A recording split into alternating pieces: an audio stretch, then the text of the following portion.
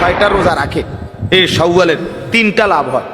1 number হলো তার রমজানের ফরজ রোজার মধ্যে যদি কোনো ঘাটতি থাকে, সুন্নত নফল দ্বারা আল্লাহ তাআলা এই রোজাগুলোর দ্বারা সেই ঘাটতি পূরণ করে পূর্ণ নেকি দিয়ে দিবেন। 2 নাম্বার, যে ব্যক্তি, হাদিসে আছে নবী বলছে একটি নেক আমল কারো যদি কবুল হয়, এটার প্রমাণ হইল, বাহ্যিক একটা নমুনা হইল, আল্লাহ তাকে সেই নেক আমল পুনরায় করার তৌফিক দেয়।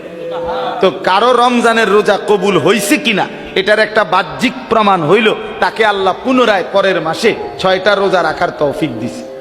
তাহলে এই 6টা রোজা যে রাখতে পারবে, প্রমাণ হবে, আশা করা যাবে যারা রমজানটা কবুল হয়েছে, এই কারণেই আল্লাহ তাকে পুনরায় রোজা রাখার তৌফিক দিছে।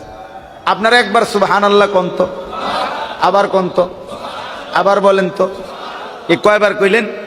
এ প্রথমবার বলার কারণে এটা কবুল